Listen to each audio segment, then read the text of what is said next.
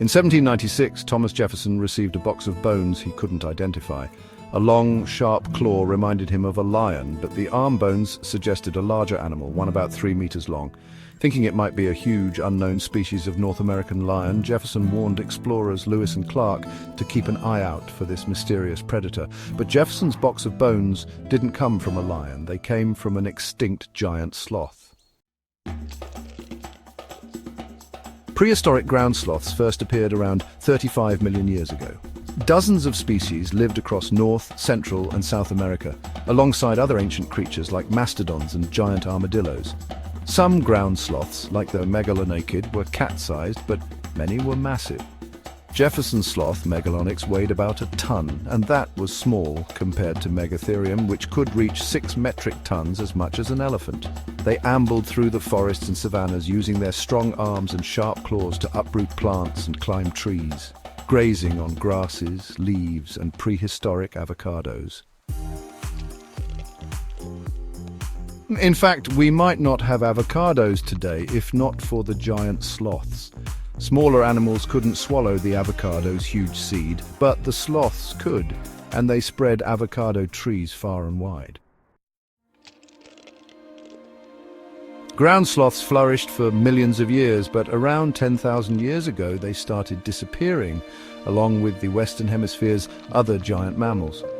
Researchers think that ground sloths could have been pushed out by an oncoming ice age or competition with other species, maybe humans, who arrived in the region around the time most of the sloths went extinct. Some of the smaller sloths did survive and migrated to the treetops.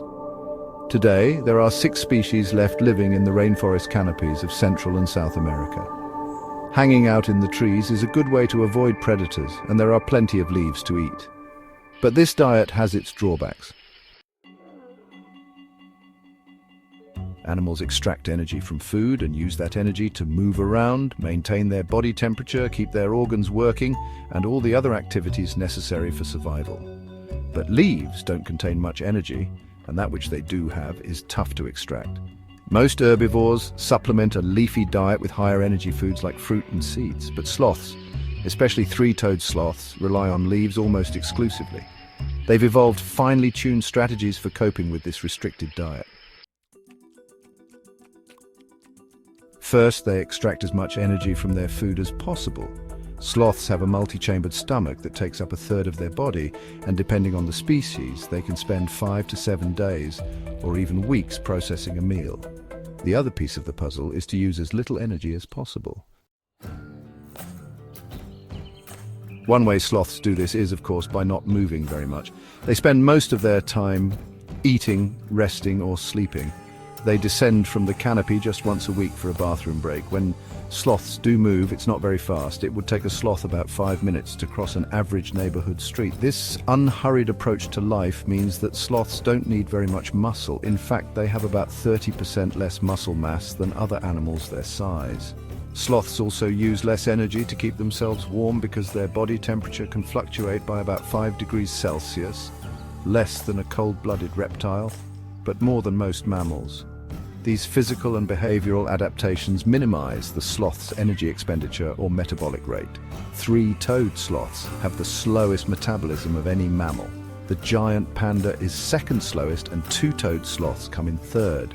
Moving slowly has allowed sloths to thrive in their treetop habitat. But it's also made the sloths themselves a great habitat for other organisms, including algae, which provides a little extra camouflage and maybe even a snack. Sloths may not be giant anymore, but that